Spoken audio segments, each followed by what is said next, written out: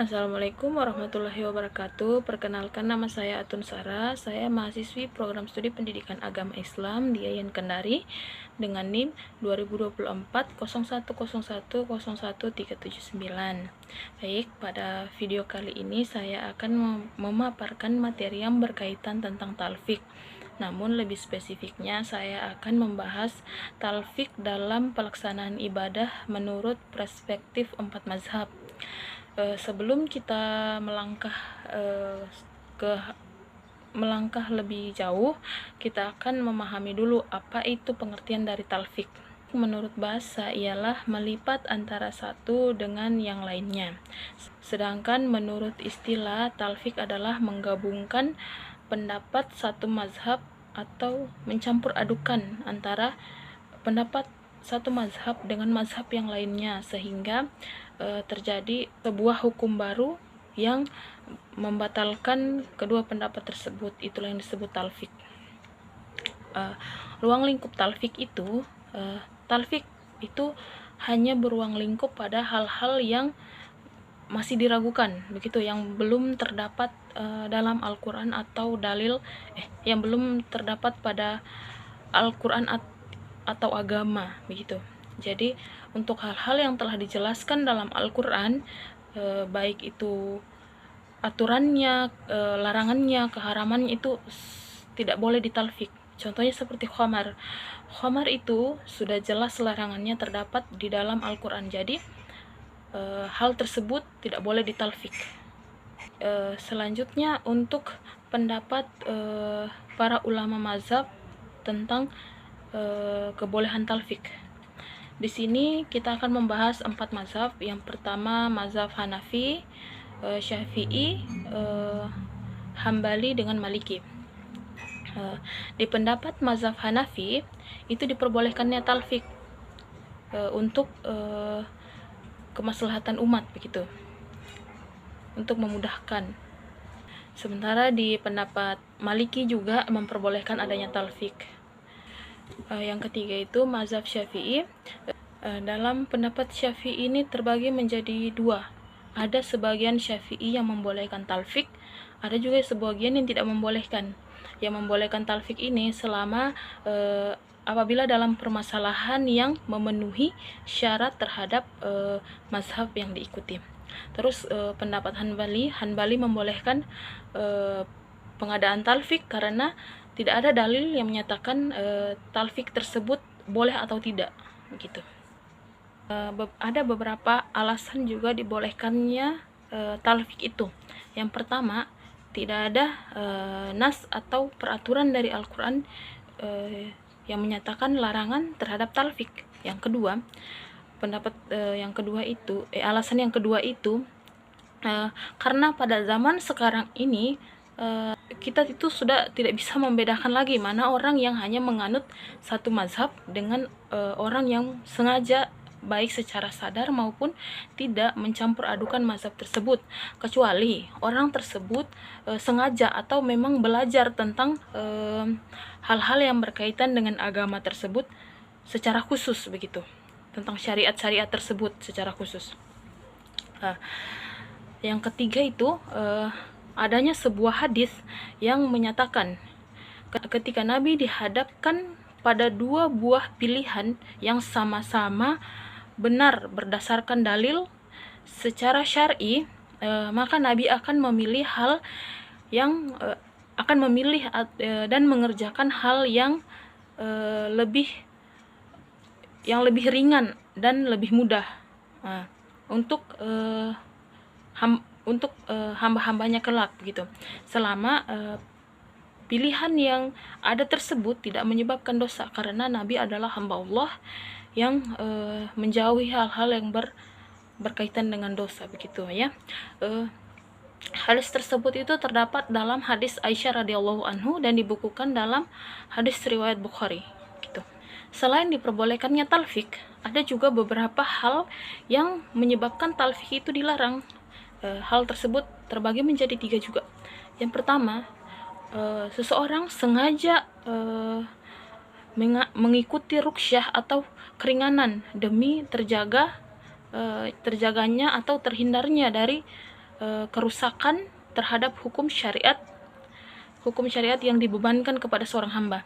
Itu apabila hal yang akan ditalfik itu dapat menyebabkan rusaknya sebuah hukum yang sudah ditetapkan, maka hal itu tidak boleh ditalfik. Itu sangat tidak diperbolehkan, karena apabila hal yang telah jelas ketetapannya, maka ditalfik itu akan menyebabkan dosa, gitu ya. Terus yang kedua, talfik yang menjadikan batalnya hukum. Karena hukum yang karena apabila seseorang mentalfik sesuatu, lalu talfiknya itu menyebabkan rusaknya hukum, maka hal itu akan menjadikan penyebab keributan terhadap orang-orang begitu. Terus yang ketiga, talfik yang mengharuskan dia mengikuti apa yang dilakukan oleh mazhabnya begitu, apa yang diperintahkan oleh mazhabnya. Sementara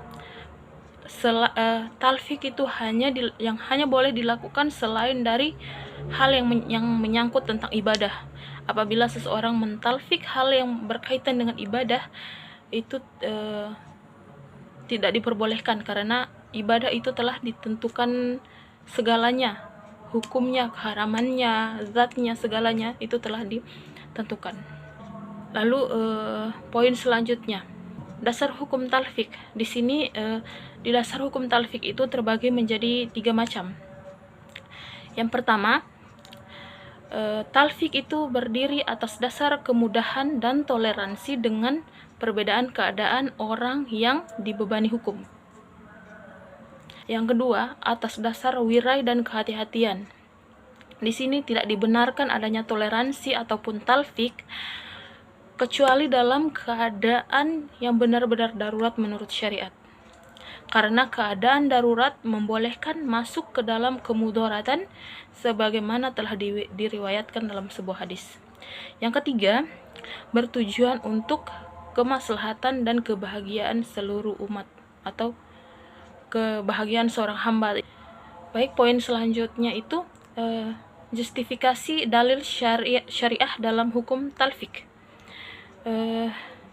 Secara umum, dalam permasalahan talfik ini tidak ada dalil sahih yang menunjukkan kebolehan atau ketidakbolehan pelaksanaan talfik itu. Adapun pendapat yang mengatakan tidak bolehnya melakukan talfik itu bersumber dari apa yang dikatakan para ulama usul di dalam ijma mereka, di mana mereka beranggapan bahwasanya dikhawatirkan akan timbul pendapat ketiga setelah terjadi perbedaan pendapat antara kedua mazhab atau kelompok dari pendapat yang digabungkan tersebut, gitu.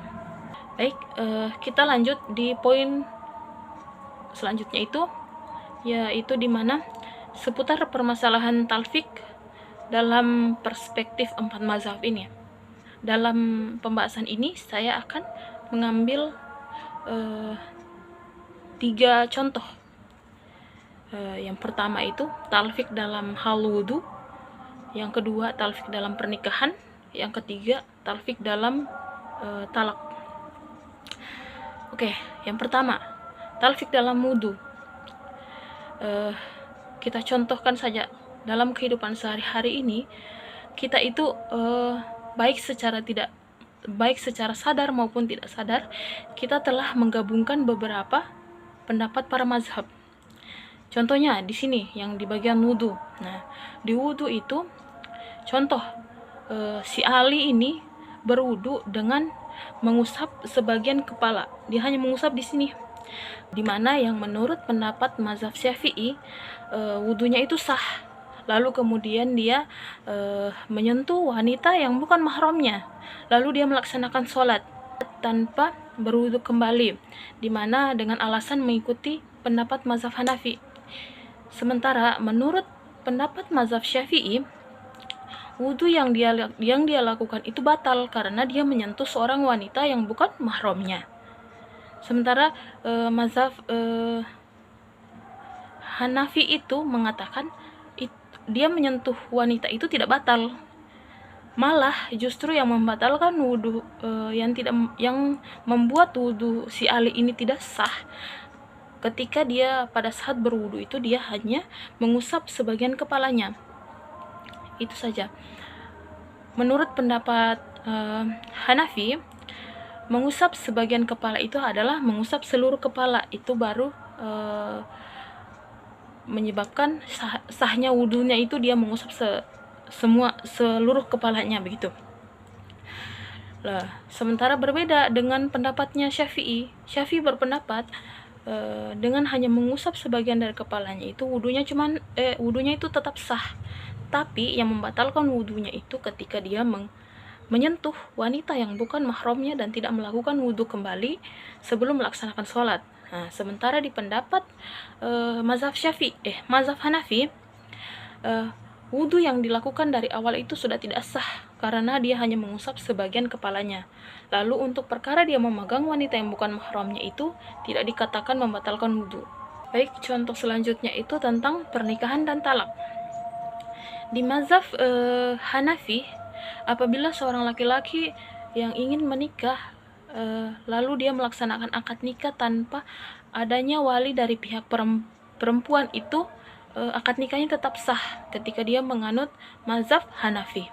Sementara sebaliknya di mazhab Syafi'i, pernikahan yang dilakukan itu atau akad yang dilakukannya itu tidak sah karena mazhab Syafi'i berpendapat bahwa syarat syahnya sebuah pernikahan itu dengan adanya wali dari pengantin perempuan. Lalu beberapa waktu kemudian si laki-laki ini bersumpah atau dia berjanji akan menjatuhkan talak kepada istrinya, entah karena istrinya itu tidak melakukan kewajibannya sebagai istri ataupun hal-hal yang lain. Dia berjanji akan menjatuhkan talak pada istrinya itu. Kemudian dia lupa menepati janjinya itu. Dia sudah berjanji tapi dia lupa. Lalu dia mengatakan, kemudian dia mengikuti pendapat Imam Syafi'i, di mana Imam Syafi'i itu mengatakan tidak ada dosa terhadap orang yang lupa, maka diperbolehkan baginya untuk menyetubuhi wanita tersebut, maksudnya menyentuh wanita tersebut dengan mengikuti pendapat Imam Syafi'i. Sedangkan menurut pandangan mazhab Hanafi, tetapnya jatuh talak meskipun ia tidak menepati janjinya tersebut. Apabila sudah terucap, maka tetap berlaku talaknya. Jadi ketika laki-laki tersebut akan mengambil satu mazhab, umpamanya dia mengambil mazhab Syafi'i, maka dia harus melakukan akad baru karena dari awal akad yang telah dia lakukan itu sudah tidak sah karena tidak ada wali dari pihak wanita. Nah, jadi dia harus melakukan akad kembali untuk supaya akad tersebut sah gitu. Jadi ketika akad tersebut sudah sah, dia diperbolehkan untuk menyentuh wanita tersebut. Sedangkan untuk pendapat mazhab Hanafi, dari awal dia itu memang pernikahannya itu sudah sah, akadnya itu sah, tetapi ketika dia berkata akan menjatuhkan talak meskipun dia tidak menepati janjinya tersebut, talak tersebut tetap jatuh kepada istrinya begitu. Jadi untuk kembali menyentuh wanita atau kembali untuk bersama istrinya itu dia harus melakukan pernikahan kembali. Begitupun juga di mazhab Syafi'i begitu, dia harus memulai akad baru. Saya kira itu saja yang dapat saya sampaikan, lebih dan kurangnya mohon dimaafkan. Saya ucapkan terima kasih juga untuk Ibu dosen Ibu Rahmadani sebagai dosen pengampu pada mata kuliah usul fikih ini. Semoga apa yang saya sampaikan bisa menjadi pembelajaran untuk yang lain dan untuk saya sendiri juga. Sekian dari saya, terima kasih banyak. Wassalamualaikum warahmatullahi wabarakatuh.